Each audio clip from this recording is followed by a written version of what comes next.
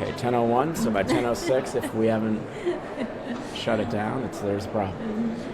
Hi everyone, and welcome to Rad Chat. My name's Jo McNamara, and I'm joined by fellow host Norman Jark Anderson. Hi everyone. So here we are at UKIO 2025, and we're joined by a regular guest on the show for UKIO. Would you like to introduce yourself, please? Sure, it's great to see you guys. This is kind of an annual event, which is nice.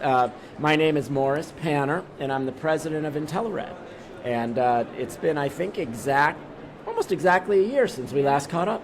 Yeah, absolutely. So what's new? What's happened in this past year, do you think? Yeah, it's actually been a very dynamic year. I think you guys have felt that, and following you, I've felt that too.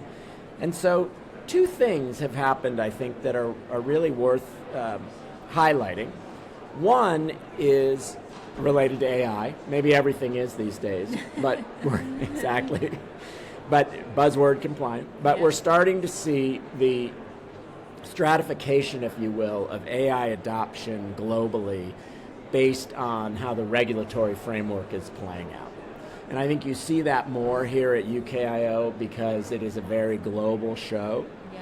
And I think you've seen, Dr. Islam and Dr. Malik before that really focus on trying to make sure it is a global show. And I think that regulatory focus is a big change. Yeah. And what do you think the risks of that are in terms of kind of from a patient experience perspective? So I think you're going to start seeing some FOMO because I think some patients are going to have access to really good things depending on where you are. And I think there's always been a little bit of a health equity component to access to care. But now you're going to start seeing a little bit of a regulatory equity component. And I'm not sure how that plays out. And it really does kind of challenge regulators to look outside at a time when maybe the world isn't being very global. Yeah. I think actually you kind of have to resist that and be a little more global. When you say the regulations, is that between different countries across the world? Correct. Or within a specific country as well? No, well, I think there's some of that, but I was just really thinking at a little bit of the global, regional, and national level. CE would be one example where that's bigger than any one given nation. But you see stark differences between what happens in Australia, for example, versus CE, versus UK, versus FDA. And why do you think that is? Is it because some people are more brave to push the boundaries with AI, or do you think it is about just every country approaches AI in a different way?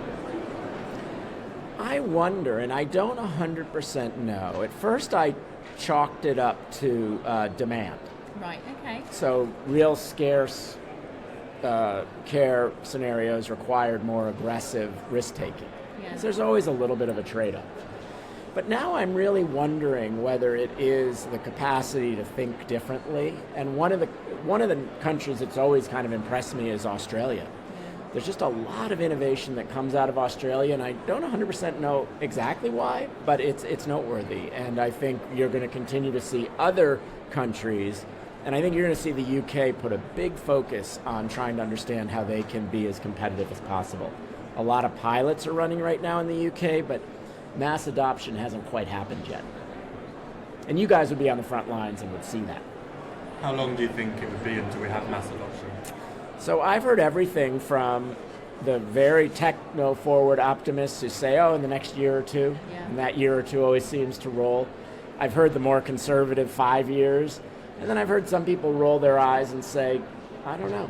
And so I think right now, one of the reasons why I like highlighting success stories is it's going to inspire others to move faster. So you said there were two themes? Yeah. No, the other is really how that rolls into the life of the radiographer and in the life of the patient, kind of what you alluded to. I think you are going to see that as, you guys are very focused, to your credit, on enabling the profession and helping people really be their best selves in the profession. And I think AI is going to be a bigger and bigger component of that, and I think the radiographers can be the tip of the spear for a lot of how it gets adopted, because you're going to start seeing AI both on the modality as well as in the interpretive scenario. And you're going to see the ability to understand that landscape as a competitive differentiator for radiographers who are seeking interesting pathways. And it's interesting you say that just from an educational perspective, because I certainly know that there are some AI components through pre-registration curriculum, but definitely not as much as maybe you would anticipate, bearing in mind that potentially it might be a full adoption in a year. Yeah. Like, And I think the more education we have, the faster it'll go. So I think you guys are fantastic. I mean, you are all about trying to lift up that part of the profession, and I think including that, I mean, you have a great image library on the website now. There's a lot of exciting stuff, and I think you're going to see some of that as those, even by the way, in radiation therapy, you're going to see some of that AI influence the ability to handle, kind of talking about your stuff now, but the different skin tones on a training academy or something like that. I heard a quote on a podcast a couple of weeks ago, just that it's not that AI is going to replace humans, it's that AI is going to replace humans that don't use AI. I 100% I agree with I like that. I like it because we use it, I mean, in radiotherapy we've used AI for decades. Yes. Machine learning is AI. That's what planning softwares do, but the way it's now used to schedule or write social media posts or start a project, it really does help. And I think especially for people who are neurodiverse, who struggle to get something down very quickly, it does help formulate. And then obviously I know there's plagiarism and ChatGPT has like tags in it now, but it does really help people to get stuff down. Yeah. And at the end of the day, it's a tool. It's not supposed to replace anything. It's just more for efficiency, consistency, and that's what we want for our patients. Yeah. We want to be quicker and better for them. Yep. No, I 100% agree.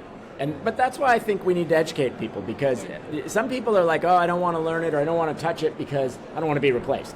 And I think if they hear what you said, you have to touch it or you will be replaced. If you don't embrace it, that's where the real problem starts.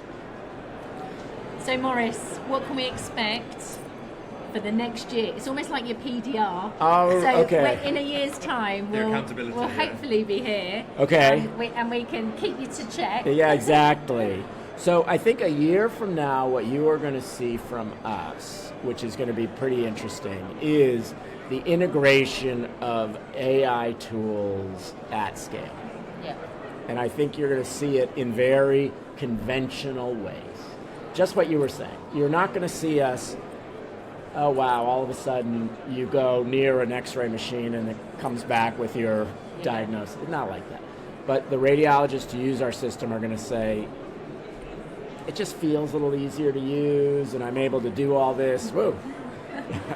And we're able to make it all work. So that's kind of where we're going to go. Perfect. This was so fun, guys. So yeah, thank you. This was great. All right, man. Thank you so much. This is great.